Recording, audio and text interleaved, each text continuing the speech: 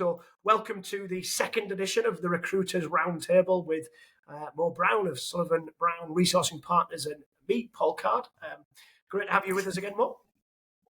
Yeah, thank you. Thank you for setting us up again. Really looking forward to it. I enjoyed the last one. I've had some really nice feedback on some of the tips that we shared about CV. So hopefully will be helpful and useful today as well. Absolutely. I think this half an hour will fly by as the last one did.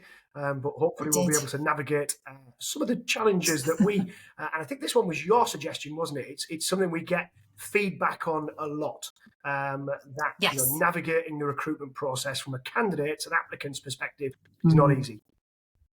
Yes, no, absolutely. And it's along with CV advice, I think it's one of the things that I get asked about most often. And it's the thing that people say is most helpful throughout their job search. And I think especially when the market gets a little bit like it is now, it feels noisy for candidates. It can be difficult to navigate. And when your aim is to try and find a role, not kind of being in that world all the time and not really understanding how the market is can make it feel, just a bit noisy and a bit chaotic. And to be honest, a little bit unwelcoming. Yeah. And hard to navigate. And I think just really understanding the context of the market that you're applying in can be hugely helpful to navigating the experience of looking for work, which isn't always an easy one at the moment, unfortunately. Yeah. I just thought it was a good idea to, if anyone's watching us and they want to ask any questions, we can answer those, but just to share a little bit of our insight as recruiters as to what the market is looking like, why people might be experiencing what they're experiencing, and how maybe they can change up their job search or make some amendments to make it a little bit more successful, but also just easier to navigate and deal with. Yeah. So if you're currently watching this and you would like to send a live question in, we will answer that. Obviously, people may be watching this at a later stage. So hopefully by the end of this 30-minute session, you will have some feedback and understand the landscape of job applications and getting the next career move. But there are some home truths in there, some of which are the harsh reality of the recruitment landscape, which, if you understand it, it's maybe less frustrating. Yeah, no, for sure. And I think we saw, I noticed you shared on LinkedIn today, the latest kind of KPMG and REC recruitment insight. And I think the obvious thing in there is, to me, that there are fewer permanent roles around and being advertised. And also I see it, especially in my world as a HR recruiter, the people who are struggling in my world the most to find work are the recruiters, the talent acquisition specialists, which all just shows you that actually the market for permanent recruitment is just a bit quieter. And I think that helps us set the context a little bit, unfortunately, for what people might be experiencing out there in the world of recruitment. I mean, in our world in HR, we've actually seen a bit of an upturn in the last week or so, which I'm hoping is a post-election, okay, we can get on with it now, let's move forward, kind of positive shift. But I don't know what you're finding in the world of finance recruitment, Paul. We have had, seen a bit of a bounce in the last few weeks. As you rightly said, I think from an employer's perspective, the last 18 months have been tough. Increase in business costs, whether it be energy or staffing costs in terms of wage inflation, freight costs, uncertainty. As you say, the government agenda, now that there's clarity, and we're sat here in July 2024, if you are watching this, and Labour is in government now, so there is hopefully some clarity around business and they can start to plan. But yes, there is still depressed demand in the current landscape for finance talent too. So as you said, perhaps equally, from my perspective, I think there is still a little bit of lack of consumer confidence. So, the job seekers out there are still not in plentiful supply from an employer's perspective. So it is still hard to recruit the right person. But it does feel like the landscape kind of post-pandemic is no longer quite in the applicant's favour. It's a little bit more balanced. I think that what we saw, certainly coming out of the pandemic, was people had multiple offers and multiple job offers. And that will still be the case sometimes, but it seems to be a little bit more balanced right now. What do you think? Yeah, I would agree. I think it does seem to be a bit more balanced. I think one of the misconceptions that is out there at the market in the moment for employers is that it's an employer's market. I think often when the job market has been as it's been, which is where it's a little bit quieter, is employers think they can just put an advert out and they can fill their jobs really easily. And it's one of the reasons they haven't been filling as many jobs. And also companies feel that it's easier to fill those jobs. And that's one of the reasons that we've seen them maybe reducing the number of talent acquisition or recruitment people that they have.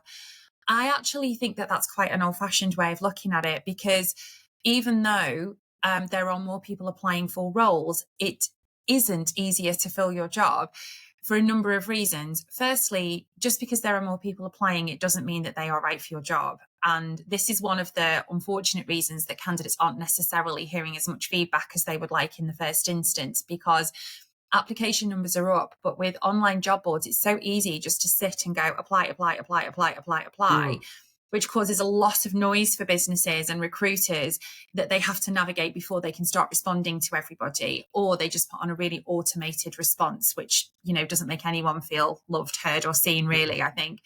And then when you have navigated the increased volume of applications that you're getting, if you have been lucky enough that your advert has found you the right person and you've been able to identify that right person before somebody else did in that shortlist, they may not accept your role. And this is the thing. Usually when we see the job market go like this, in the past, you and I have been recruiters for a very long time, Paul, me longer than you. You're a little bit younger than me, but, we've been around. We know that we know the landscape.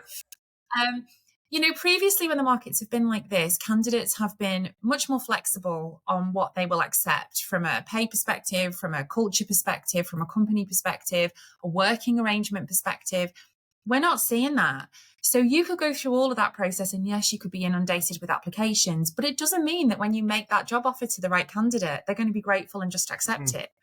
So I do think it's balanced out slightly more, but I just think there's this disconnect with what's actually happening in the market, what employers think is happening in the market, and what candidates think is happening in the market.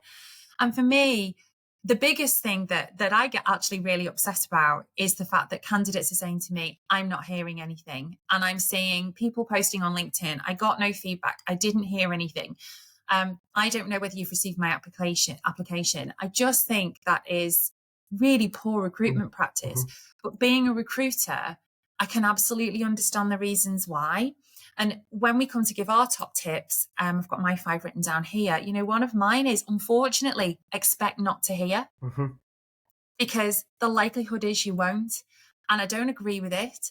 And I hope that if you're applying for a role with Sullivan Brown, you have heard, because I've had lots of people come back to me this week just to thank me for getting in touch to tell them they've got their application and manage expectations on how long it's going to be before they hear back. Now, to me, that's common courtesy and manners. But I will say it's taken me hours to do that because of just the sheer volume of applications that I'm getting. And I prioritise that candidate experience, but not every employer can or will or does, whether they should or they shouldn't, or they have the resources to or they don't. And so sometimes you're not hearing back just purely because of time constraints. So I think it is a noisy market, and that makes it difficult for employers sometimes to make it a courteous market. And sometimes it can feel to candidates like they're just putting the CV out there into the ether and not knowing whether it's landed or whether they're going to hear back or anything. And that's upsetting. Even worse when we're seeing people not getting feedback after they've attended an interview. That I blows my mind. Yeah, what can I say? And I think we share those same values as you more. So absolutely, our candidate experience is a priority for us, and that feedback is constant throughout the process. That's perhaps one of the advantages of working with somebody like us, isn't it? From an employer's perspective, we are enhancing their brand, we are maintaining their reputation that they've worked hard to build, because actually it can fall down throughout a recruitment process. And in an applicant's mind, they should be left with, let's be honest, there's one person in any process typically that will get a job, but everybody who's been through that process still should be engaged. And if an opportunity to apply again to that employer in the future comes up, they should say, yes, that's an employer I still want to work for. And it is about protecting the brand throughout that recruitment process. But I think for me, that's one of the other things that we talked about prior to this session was is be clear. If you are a job seeker, be clear, be confident on what you want. Your Yeah. experience throughout the recruitment process will be enhanced by that plan and that clear goal in mind. Mm. Don't be Mm. wishy-washy. I'm not too sure if that's what I'm looking for. I don't know if this one's for me. Your experience will be enhanced by your own clarity in what you actually want to achieve. So I think that's perhaps where you start the journey of, am I really looking for the next move? What does that next move look like? What does the employer need to be? What are the roles, the responsibilities, the opportunity? And be clear. So when you're working with people like Usmo, that brief is clear to the recruiter. One of the frustrations, sure you experience it, is you that first engagement with the person is not really sure what I want. Okay, how can we help then? If you don't know what you want, that really will affect our ability to help. And whilst we can obviously provide some guidance and support on helping seek that clarity and giving options, and we're experienced enough in our disciplines and sectors that we know what that career journey might look like if that's what that person wants. But being clear, I think, with your own intentions is one of the top tips for me.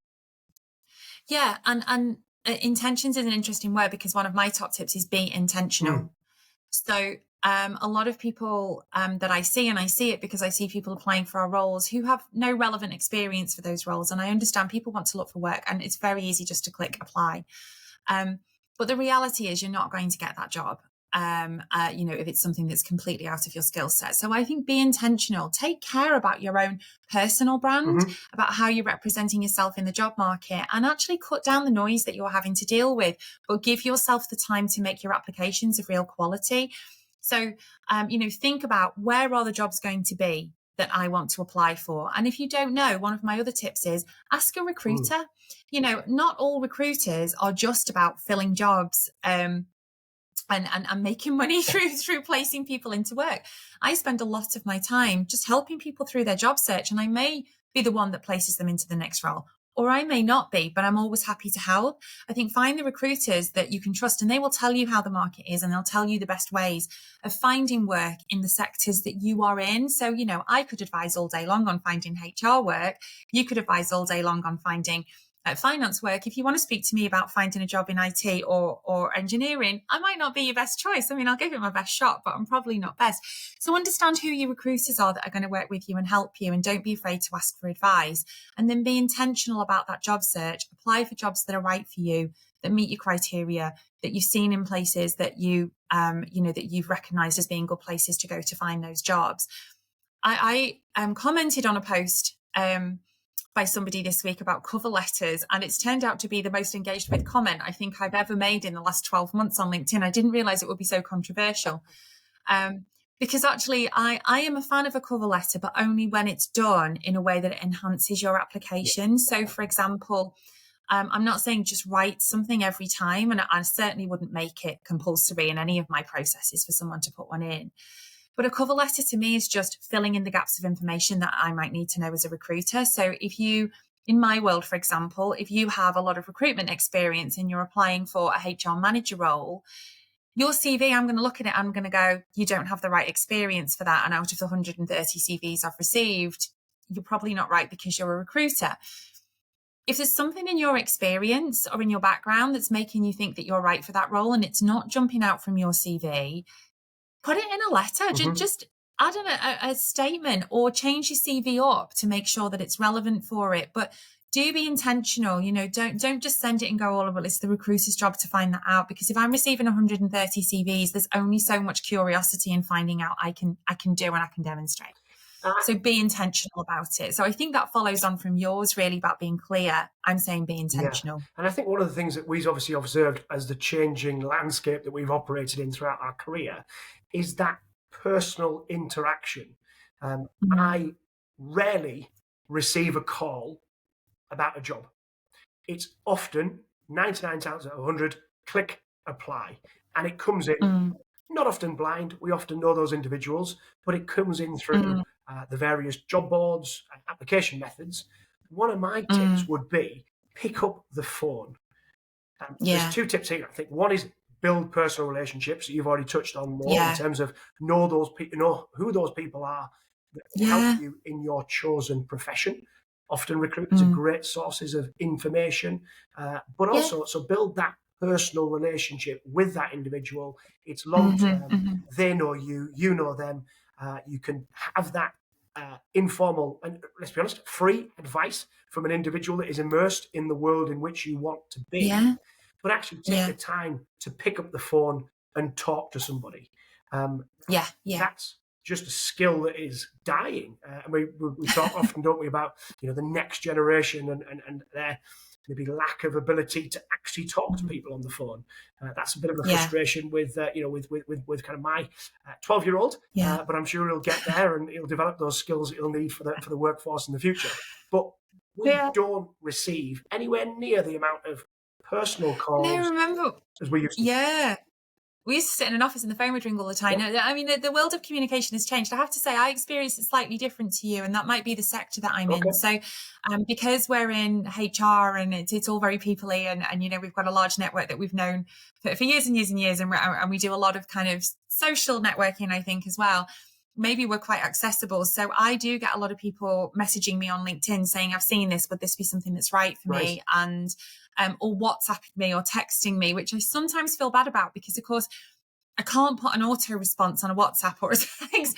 I can on LinkedIn, but it still feels so. So sometimes I feel bad because I'm thinking, oh God, those people are waiting to hear back from me, and I'm in meetings all day, or I've got 100 and odd applications that I'm working through. So I always feel bad that those people are waiting. But generally, I think people are really understanding if you get back to them eventually and just say, oh, I'm really sorry. So I don't mind people reaching out to me, as long as people understand that I might not be in my LinkedIn inbox at that point, or I might not be in text, or I might be in a meeting. So if you ring me, you're going to get my voicemail. But I agree with you. I think, if you are being intentional, what I wouldn't advise is reaching out to recruiters if you think you're a wild card or you think you're not suitable, because that is taking up time of recruiters, and time is something that's already quite poor, I think. So I would say do that kind of two-way communication and follow up if you definitely think that that's something that you're interested in or it's something that you're right for. Otherwise, you might be robbing somebody else of that time that recruiter could be giving them. So I think it all comes together, doesn't it? If you've seen a role that you're really interested in, don't be afraid to reach out to the recruiter on LinkedIn. But if you're going to reach out, make sure that your LinkedIn profile represents you well enough that when that recruiter goes, oh, sorry, who's reaching out to me, and looks at you, that it makes sense about why you might be reaching out for that role. Otherwise, you might find yourself in that position where you're not hearing back. And to be fair, even if you are really right for the role, you still might find yourself in the position where you're not hearing back, which is frustrating, but not from us, I hope. Do you think the same applies then if an individual is applying to an employer direct? Do you think they should reach out to the hiring manager? Because often LinkedIn obviously identifies the individual that's handling that vacancy. Should they reach out to that individual? Do you know, that is a really interesting question. And I have thought about that in the run up to this session, because I've done in-house recruitment. So as part of when I first set up Sullivan Brown, I worked in-house for some clients, helping them set up their recruitment processes. And it is a very different job to what we do. So, you have so many more things to juggle when you are an internal recruiter, so many more relationships. And also, I have in a topic and a subject that I'm actually really passionate about. So I love that. When you're an in-house recruiter, you're having to recruit everything. So I've seen some internal recruiters posting advice on LinkedIn this week, because I'm connected with lots, obviously, saying, do reach out to us, get in touch. But I also know others that would say, oh, please don't. I'm going to go through and I'm going to get back to you. And I feel bad if you contact me, because I'm not going to have the time to come back to you, and have a conversation with you. So I don't think it can do any harm at all. I don't think anyone's ever going to go, oh, God. So I would say, yes, do it, but also don't be upset if they don't respond to you, because they haven't invited that contact and they are busy and they're working through a lot of CVs. If you've applied directly as well and you don't hear back, then I think you have a right to be upset, because I think everyone should hear back in one form or another from an application that they've made. So also just on that, so something that I'd like to address, just in case people are worried about it, is, I think we spoke about it last time as well, I see a lot of posts from people worried that they're being screened out by AI. I just think it's a fallacy that companies are using AI to initially just screen all of their applications. There are some companies using bots. We know there's been issues with bots because the bots taught themselves bias. So some companies have turned them off. But some companies do use them, or they have screening questions that they will ask you that will automatically discount you from a process. For example, if you're applying to be a delivery driver and you don't have a driving license. I mean, a silly example, but it's a clear one. But I would say there's still human generally involved in that process. So if it's clear who the hiring manager is and you want to reach out to them, then absolutely do it. But reach out intentionally, explain why you're reaching out, explain why you're really interested, and explain why they should be interested in you. Don't just send a blanket, can I have a chat? Because you're creating work for that recruiter. And I think, the easier you make it for recruiters, the more likely you are to have them engage back with you. So what's your thoughts on follow-up then? Because that's often the tricky getting the balance right for the recruiter and for the applicant. How should they do it? How often? And my take is that communication's a two-way street, and therefore it should be expected from both parties. But what's your advice and your thoughts in terms of how to do it? How often? Is it right? Is it relevant? Yeah. Do you know what? Communication's an interesting one, isn't it? I was speaking at an event last week, one of our events actually, and we talked about inclusive recruitment. And I think really good recruitment should allow people to contact you in a way that is going to represent them the best. So, but not all companies can be that agile and flexible at the moment because it takes resource and it takes time to think about it. I would say take your cues from the person you're communicating with. So if you see someone being really active on LinkedIn, then perhaps communicate with them via LinkedIn. If you're looking at someone's profile and you don't see them being really active on LinkedIn, then sending them a LinkedIn message probably isn't going to be the best way to do it. I would say if you want to be really intentional about it, then if you know who the recruiter is, engage with them first, because we're more likely to, in any scenario with communication, we're more likely to communicate with people that we already feel that we have some kind of connection or relationship with. So rather than just immediately reaching out to them and saying, how is my application going? Comment on their posts if they're active on LinkedIn, engage with their content. Give them that reason to kind of feel connected to you, and you're much more likely to get a response. I know it's hard work for job seekers, and I appreciate that. But this is the world of communication that we're in now. It's built on trust. If that person's not active on LinkedIn and the job's not on LinkedIn and it's just been an apply to recruitment email address, I would say sending a random message into a random recruitment email address probably isn't going to get you anywhere. Unfortunately, I don't think it is. So I think, and I would never recommend really just picking up the phone to an internal recruitment department. I think it's really unlikely that you're going to get through. So I would say there's no one right answer to that. Take your cues from the way the job is being advertised and the person that's advertising it. I mean, what do you think? No, I think you're right. I think what you said is spot on, because there are still various different ways that people will advertise jobs, expect to collate those responses, and it is frustratingly inhumane in some instances, and the recruitment process has been dehumanized, and perhaps that's where you've got an agent like ourselves on your behalf being able to present that feedback from the end employer. And I think that ultimately is, part of the service which obviously employers pay us for, isn't it? Managing it certainly should be, Paul. Yeah, absolutely. I don't know if it always is, unfortunately, but it certainly should be, yes. Yeah. So I think you're right. There isn't a one-size-fits-all answer to that question, but I think accepting that there is an element of responsibility on the applicant's behalf to follow that up. It's something that people might not want to hear, but just because you haven't heard anything doesn't mean to say that you shouldn't actually take the initiative and follow up. No, because the more proactive people will do that. I think I love it when I get a call about a job. Explore it. I think in my mind that puts the individual at the forefront of my mind when we're actually discussing the relevancy of their application over the phone, rather than just looking at a CV that happens to have been been emailed in, particularly if I don't know that individual or if they're from out of the area. But again, if you are relocating to an area, make sure that as we probably addressed in the last session, that's clear on your CV. Yeah. If there's no relevant links to the local area, Yeah. just be clear on that. And I've advertised a job this week, and I've had to send out a number of follow-up emails to people to say, the job's in Newcastle, it's 2 to 3 days per week on site. Are you relocating here? And I don't mind doing that, but it would be easier if I didn't have to, I think. But everyone that's come back to me has said, well, thank you for following up in the first instance.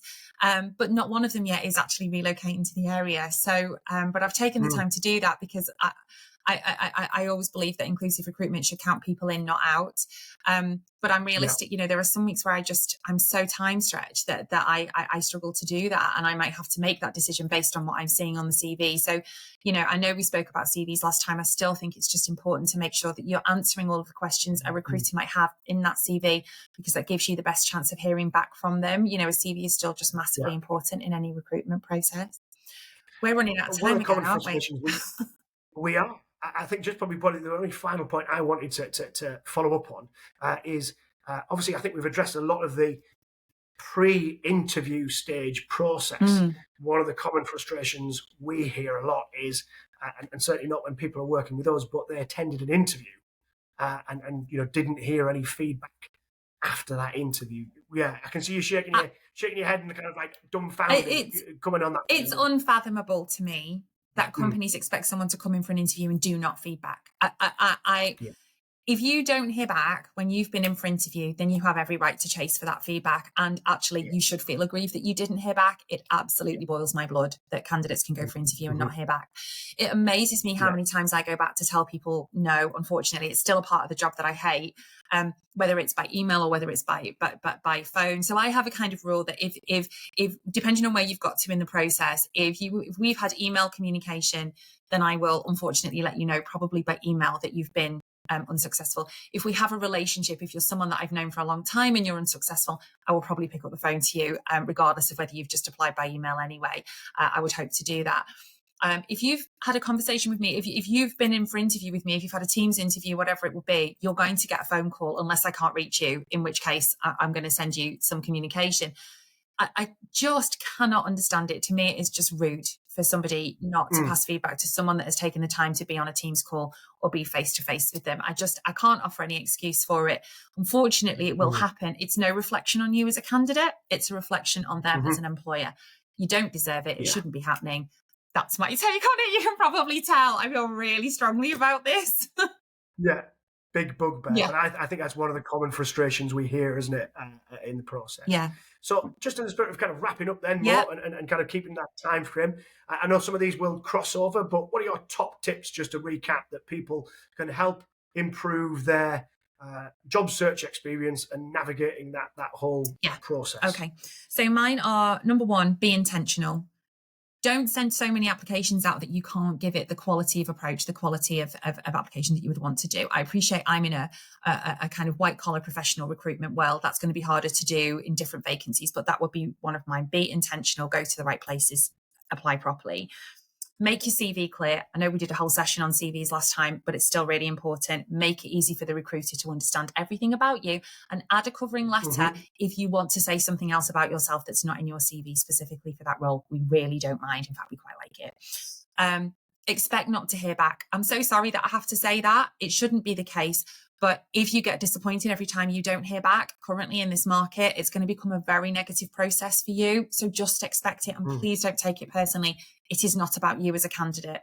It is about recruiters' time, the amount of applications that they're receiving, and in some cases, just the processes and everything that they have. But please don't take it personally. Find your recruiters that understand the market that you are looking in. Seek advice. Be curious. Learn about the companies you're applying for. Apply some curiosity to it, but do find those recruiters. We are happy to help. We're happy to share. We're happy to give advice. We don't charge for it. You shouldn't be charging for people to help you with CV advice and everything. Just find people that will help you, because people will. Look at things like this. Look at events like this. Learn about it. Understand what's happening in the market. And if you're going to be applying on LinkedIn, a lot of people in our world will be, keep your profile up to date. Make sure it matches your CV. Make sure people can see why you might be contacting them about that job. There's my top 5. Yeah. Super. And I think, some crossover here, but mine would be communication works both ways. So, make sure that there is that follow-up. Another top tip, make sure that you are doing that follow-up. Take a personal approach, as you said. Build relationships with individuals, but that personal approach will make you stand out in any one process. And finally, as you said, be clear, be intentional, and understand what you want from the process so that you can direct your efforts in the most effective and efficient way. Yeah. Okay. That's us. We've gone Great. over this time. Well, no surprise that we can talk, but we're back next month for another edition of the Recruiters Roundtable. Yeah. Thanks for joining us again, Mo. Thank you. No, thanks for having me. I love it. My favourite thing to talk about. Such a geek. See you soon. See you later. Take care.